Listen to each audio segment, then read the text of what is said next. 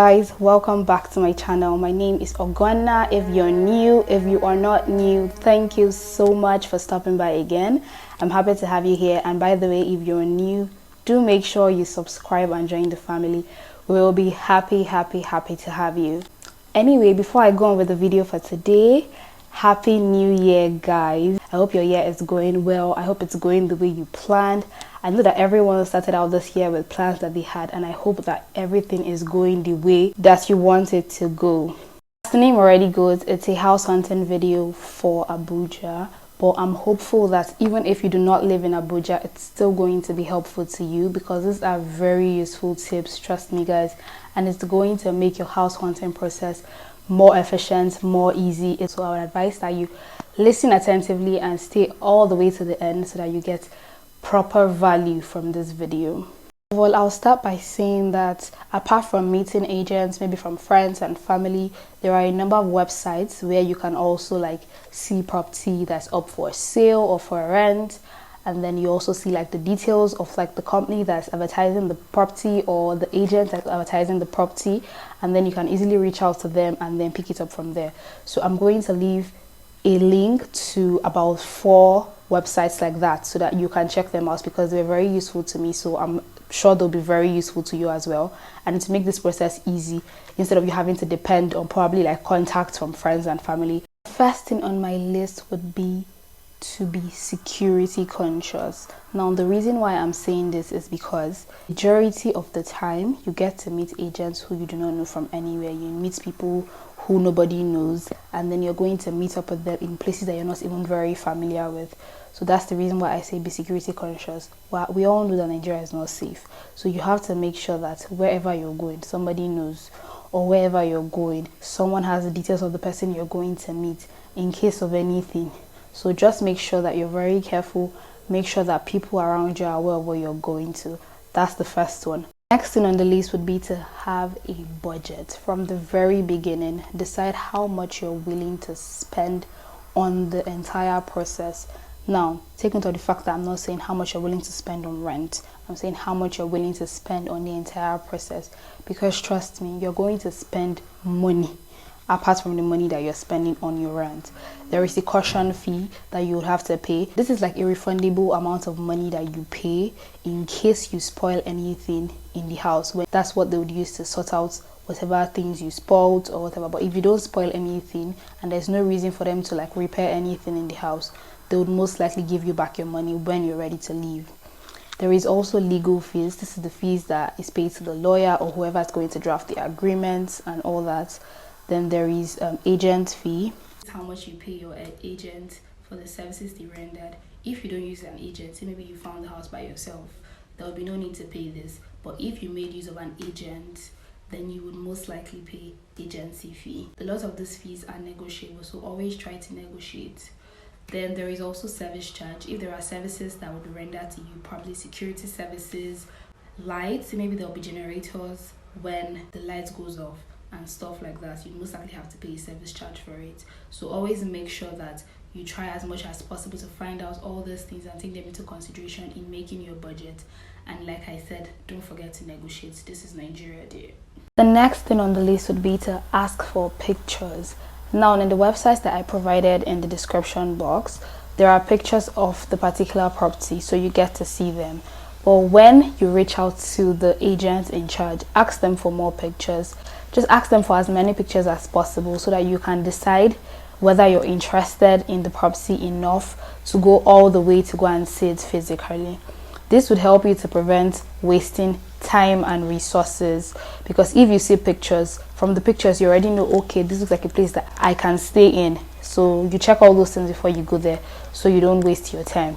If you leave this agents, they will lie to you, lie to you to your face, and the next thing you've come there, you're paying them viewing fee for a place that does not even make any sense. This is the fee that you pay when you want to see a property. It usually depends on the agent. The usual range is between 1,000 and 5,000 naira in Abuja. I don't know about other places, but make sure you ask if there is a viewing fee. If there is no viewing fee, good for you. But I think it was just one place that I saw that they didn't ask me for a viewing fee. But every other place I went to, there was a viewing fee. And if you're not willing to pay it, nobody's going to show you anything. Yeah, that's for that. Make sure you have a budget from the beginning. If not, trust me, you're going to be stressed out by the time you have to start considering all the sums of money. When it comes to wasting time and resources, also make sure you inquire if there are restrictions as regards who can stay in the place or who can rent the place or buy the place, as the case may be. You might see certain places where the owners of the property say they do not want to rent out to like single women, or they do not want to rent out to people who do not have like concrete jobs that they can see, or they do not want to rent out to maybe lawyers, or they do not rent out to like students. Just people have certain restrictions when it comes to their houses, and this even happened to me because there was this place I went to and it was quite a distance, and then the next thing I got there and the agent guy called the person who was supposed to come and open the gates to the premises. When he called, he told them that someone wants to see the property, and then the person was like, is he a woman? And then he's like, yes. And the person's like, oh, I don't want a woman. No. Make sure you ask as many questions as you can about the building, the location, and everything about that place. Make sure the place is secure. Make sure that the water is running. Never you ever take the agent's word for it. A lot of them are liars. A lot of them are just marketing. So they don't really care. They want just to paint the picture that makes the place look as amazing as possible so that you're convinced to get it. They don't care whether it satisfies your needs. They don't care whether it's safe for you. Nothing concerns them. So make sure you access things. To make your search easy, I would advise that you even have a list of your negotiables and non-negotiables. The things that would fall under your negotiables are the things that if they're not there, you will not really mind so much. And then the things that fall under your non-negotiables are things that must be present before you take a particular place. Why it's important to have a list of your negotiables and non-negotiables is to serve as a constant reminder to you in case you're trying to settle, maybe because you're stressed or you're tired or you feel like this is taking too long or whatever the case may be. This list is going to serve as a constant reminder of the things that are very important to you and the things that you should not settle for, because in the end it's going to stress you out, or it's going to make you uncomfortable, or it's going to make life difficult for you.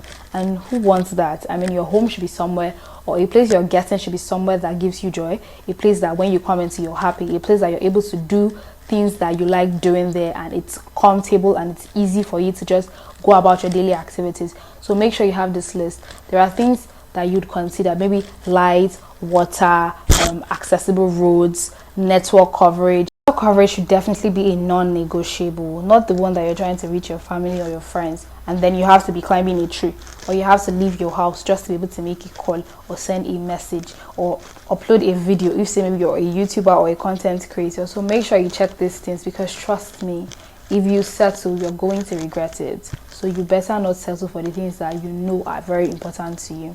Questions about anything that you feel is going to be a problem in the long run. For instance, when it comes to light, there are prepaid meters, but then there are places where they have one central meter for the entire compound, and there are places where they have a meter for every room. Make sure that you find out about which one applies to you, or rather applies to the building that you want to get a place in. The reason why it's good for you to ask all these things is because those are the kind of things that used to cause problem eventually. If maybe you now get into the building and maybe you did not ask about whether it's a central meter or if it's like individual meters for every apartment, you get into the building and you know the next thing you know, maybe the light is exhausted and then some people are stressing about making payments, or there are people who have more electrical appliances than you do but people are paying the same thing. Like, there's just some annoying things that are going to arise from those kind of situations. So it's better that you verify from the beginning and know if it's something you can cope with. If it's something you cannot cope with, then make sure that you get a place that has individual meters so that you know whatever it is you're using, it's you, or whatever it is you're spending, you're the one using it. Just imagine maybe you have only a pressing iron and then sockets in your room, and then there's someone else who has a TV, a fridge, they also have a pressing iron, they have a blender, they have a microwave, they have every single equipment you can think about to make life easy.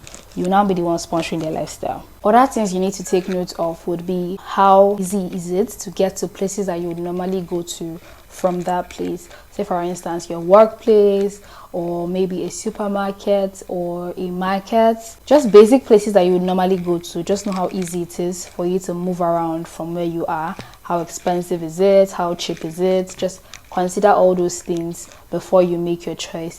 So just learn from this, pick as many tips as you want to make your own process as easy as possible. That's it. Let's discuss in the comment section. Tell me about your own house hunting experience. Major reason for this video is just to enable you consider as many things as possible in order for you to come to a holistic conclusion as regards where you want to pick, so that you know that you're making the best choice, or at least a great choice. So that brings us to the end of this video. If you have any questions, do also ask me in the comment section and I will definitely reply you. And also, if you have any tips that you think I somehow excluded, make sure you include them as well. Please share with us how your own experience went. I just felt like some of the things I went through were very unnecessary and nobody actually needs to go through that. Make sure you like this video, share with your friends, share with family members, anybody that you think this video is going to be helpful to. Make sure you share it with them. I will see you in my next video. Bye guys.